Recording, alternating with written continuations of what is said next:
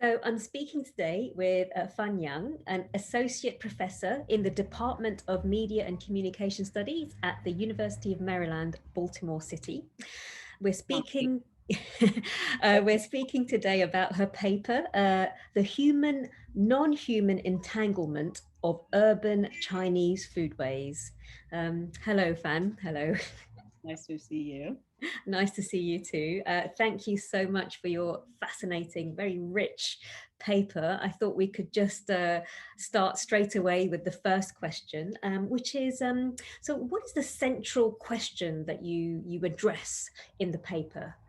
Yeah, to get to that central question, I thought I would provide you with a bit of background of how I came to thinking about this topic. Mhm. Uh, a couple things sort of inform my interest. One is a very immediate one, just being in COVID lockdown quarantine mode. I began to notice how much we think about food and how much we use communication technologies to get food, and also just these two topics seem so constant in our everyday life. And so I began to think about perhaps there are ways in which the use of information and communication technologies have been shaping our food practices, both in the US and in China. So I was then reminded of this experience I had when visiting China in early 2019, when a friend of mine took her to her apartment where she said, oh, we could have robot made food. And so I was really excited to try that. And I imagined, oh, a robot with arms and legs, but it turned out it was just more like a rice cooker. But the interesting part about that, though, not only do you have to use an app to operate the machine, but the packages that came into that can be used to put on the machine to make the food, those packages have to be delivered by human couriers. So that was the beginning part of my interest in thinking about how the human and the non-human are so entangled in shaping food practices in urban China. And so in the COVID moment, I feel like it would be interesting to explore what that perspective of human and non-human entanglement might inform us in thinking about the role of information and communication technologies in shaping food practices. So that's how I started to ask the question, oh, what is the role of these ICTs, what we call information communication technologies, in shaping foodways? And then also what might that tell us about maybe some of the deepening human experience, the unevenness in this moment specifically. So those are the things that I was interested in exploring. It's such a brilliant paper, and I love the framing of it. And I mean, your approach to that big question about the role of ICT, and if it does deepen inequality, if it does mask this sort of the human side of the interaction. You approach it ethnographically. You mention yourself, this starter pistol story about your invitation from your friend in Shenzhen who asks you to dinner. A beautiful vignette that starts the paper, and the rice cooker style robot machine cooks a tomato fried egg, dish. We're very evocative, and you yourself mentioned it's actually quite tasty. You've had hotel food for a while, so maybe this is what's informing your Exactly. taste buds. Yeah. You also have another a beautifully rendered vignette, which is 9 years earlier in Shandong. You go with your partner to visit Taishan Mountain, and there 2010, you're feeling the need to maybe have a cheeky McDonald's. So, Yeah, shamefully. but you're very tired after a full day, so you don't want to go and drive to the nearest outlet, so you order, and the employee comes and delivers that. So I just wondered, these two vignettes that start this wonderful paper, how does that sort of position you in this sort of human non-human entanglement of this food way?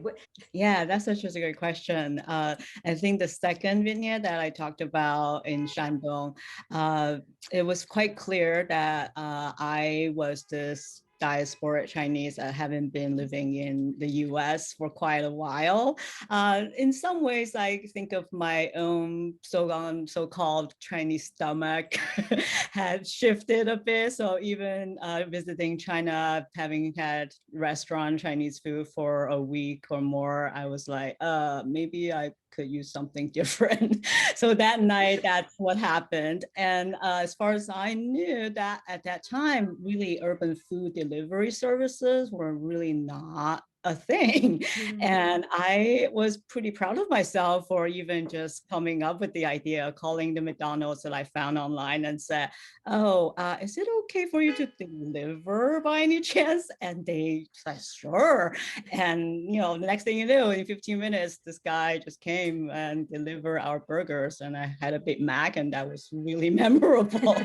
Even though I don't frequent McDonald's in the US, although I teach the Golden Arches in East Asia book in my media and globalization class quite a bit. So, so there was an interesting thing to reflect on that you're kind of inviting me to think more about as someone who's obviously very privileged, both in the US and as a traveler now back to China, and thinking about my own lack of interest that night to travel outside of the hotel, and then thinking, oh, someone can move on my behalf to deliver that. And that actually became such a hugely important theme as I wrote this paper, especially under lockdown. So the anthropologist based in UK, Biao Xiang, has written this wonderful piece about the business of mobility. And that is so clearly manifested in the rise of urban food delivery services in urban China. And especially under lockdown, this whole notion of mobility used to be a sign of privilege, a resource that affords capital of many different sorts. Whereas in this case, it now signifies risks. And so what happens? Well, it's outsourced. It's outsourced to those human agents most of the time, but in entanglement with non-human actors and agents to make the food arrive at your doorstep. So, so the mobility dyad is super interesting to think with.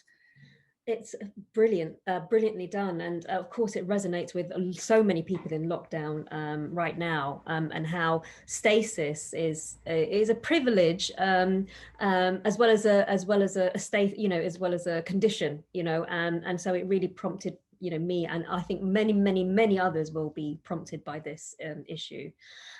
So yeah, I loved that that the sort of stasis versus hypermobility, are, you know, kind of finding that you emerge, and the other things that sort of are connected to this is, you know, when we you look at the case study of Meituan, and how.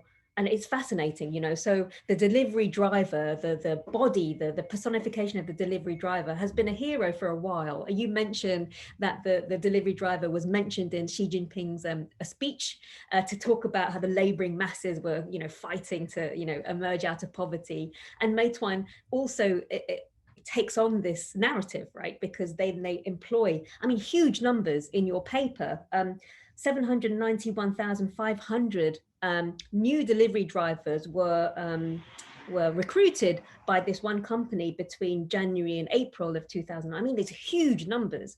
And so they themselves, you find themselves that they're the heroes of this story too. You know, they lift Hubei out of the 15th position of 15th in terms of employment to 5th, you know, and they take on that. So, but, you know, all the problems that come out of using a kind of platform, ICT, with algorithms that basically rate the performance of the driver, means that there's a very physical and mental, psychological violence, you know, taken on by the driver. And I found that fascinating. Would you be able to expand on this a little bit more?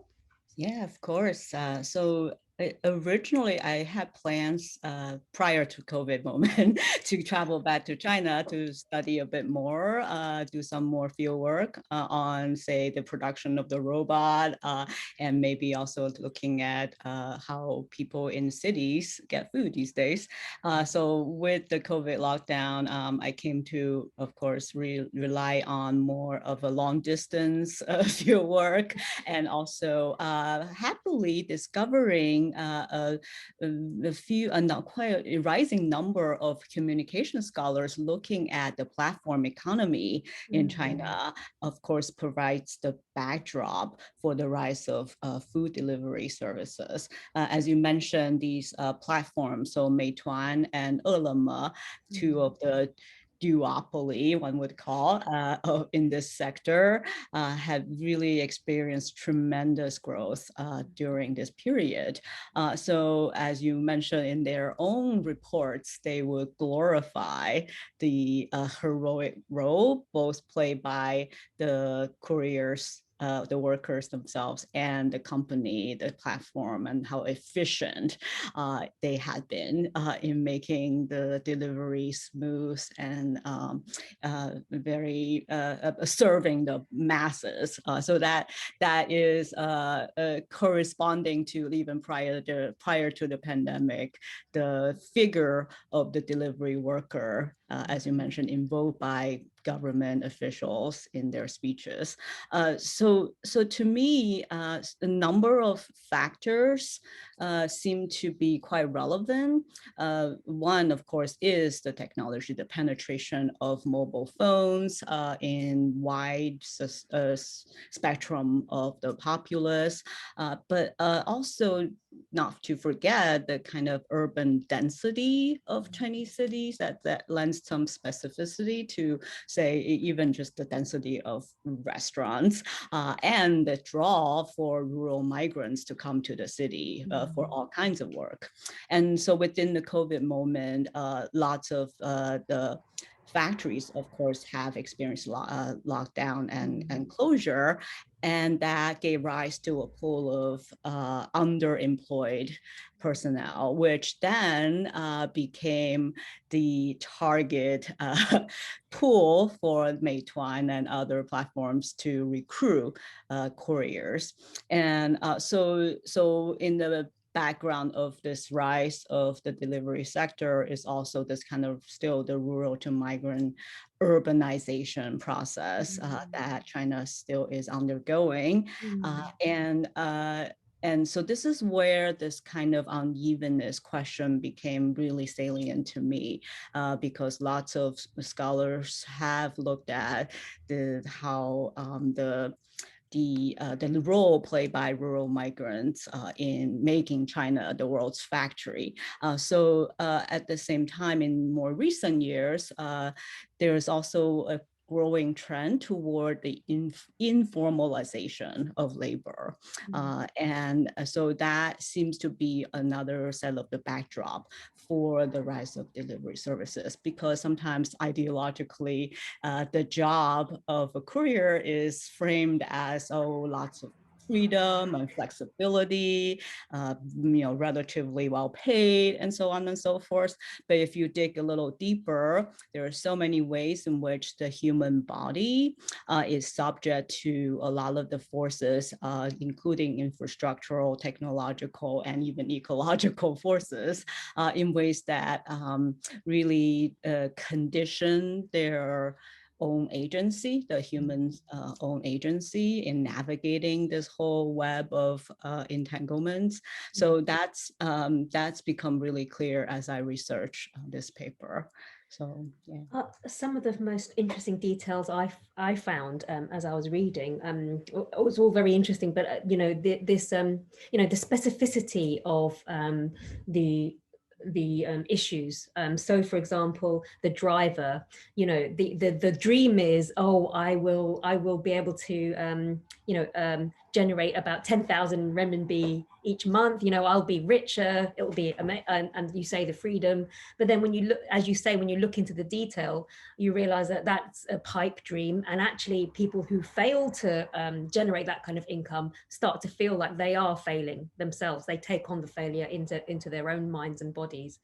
But the part of the issue is obviously the penalty system that is built into these platform technologies that then penalize late deliveries, that penalize absence. So when somebody is legitimately ill, and you mentioned one particular case of a person who was electrocuted during a typhoon and had to take some days off, but then was penalized, was given had to pay an absence fee to the platform because he wasn't able to work. And so you realize, just how how much the inequality is widened, even though the opportunity is touted, and even though heroes are made of these people in the narrative. Actually, it's such a very different reality on a day-to-day basis. And the idea that their time is not as valuable as anybody else's, including the chefs who prepare the dishes. The chefs will wait for the last minute, in fact, until the delivery driver is at the restaurant before they then prepare the dishes,